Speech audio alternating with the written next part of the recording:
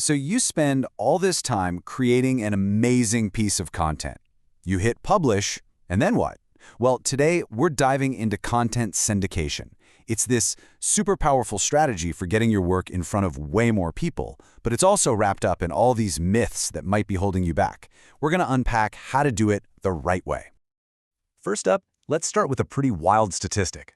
A study from Pipeline 360 actually found that 1 out of every 3 B2B marketers doesn't even know what content syndication is.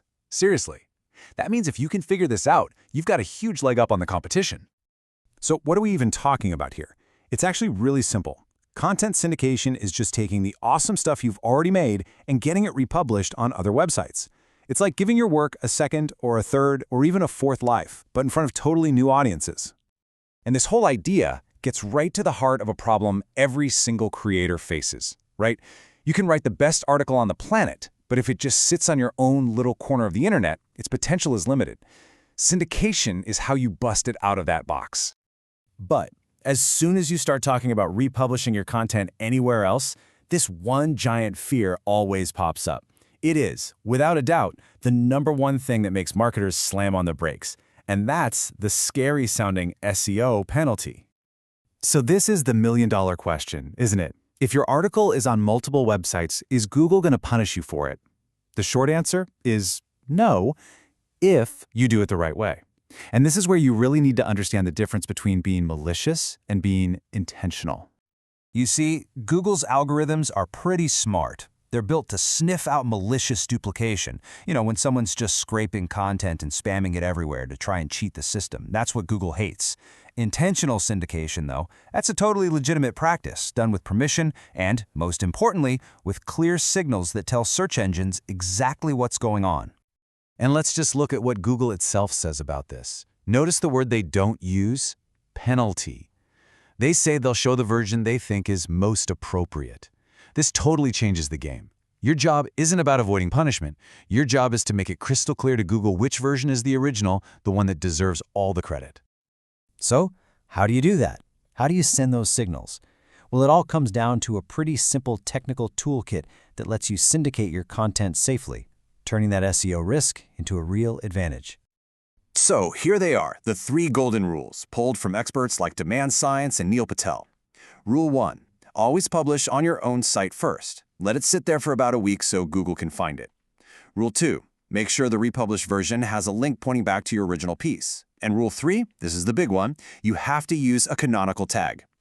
And this is the magic code right here. It's not some crazy complex thing. A canonical tag is just a single line of HTML that you put in the header of the syndicated article. It's like a little note you leave for search engines that says, hey, see all the SEO juice and authority for this page? Yeah, send it all over to this original URL. Simple as that. Now you do have another tool in the toolbox, the no index tag. And according to Google's own John Mueller, which one you choose just depends on what you want to achieve.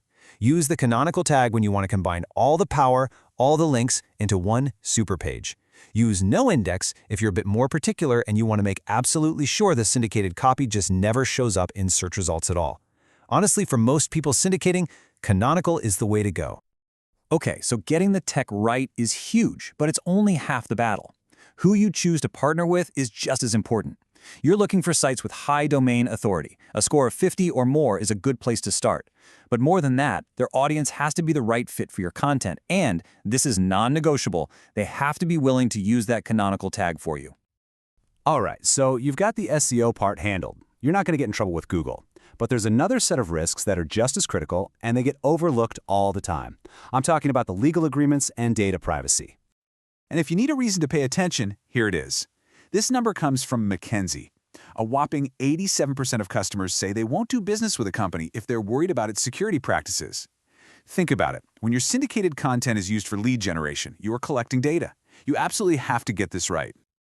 Now, this isn't every law out there, but it gives you an idea of how tricky this can get. You've got the big ones like GDPR in Europe and CCPA in California, plus all these industry-specific rules, like HIPAA for healthcare. You just have to be aware of the rules that apply to any data you're collecting. Which brings us to something you just cannot skip. You have to read the contract. The Master Content License Agreement, or MCLA, spells out exactly what your syndication partner can and cannot do with your content. Seriously, the devil is in the details here, so don't just skim it. For example, here are some clauses from a real agreement from TNT Creative Media. You might find a clause that says your content is for editorial use only, which means no ads. Or one that says your partner can't pass it along to their own affiliates. They might even be banned from putting it in compilations. Knowing these limitations before you sign is absolutely crucial. So we have navigated the choppy waters of SEO fears and the legal fine print. And when you manage all those risks properly, content syndication completely transforms. It's no longer a risk. It's a massive strategic advantage for your brand. And here's the payoff, the reason you do all this work. First, your brand awareness explodes because you're reaching new audiences on platforms that are already established and trusted. Second, you get valuable referral traffic coming back to your own website. And third, you build up that all-important backlink authority, which gives your overall SEO a nice boost. It's a win-win-win.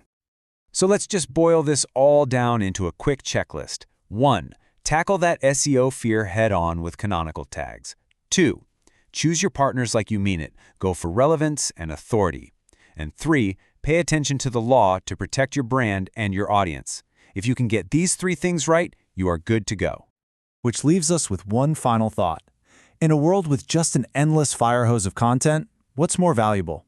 Keeping your work locked down on your own property, or letting it go out into the world and reach as many people as possible? If you do it smart, syndication proves that sometimes the biggest reward comes from letting go.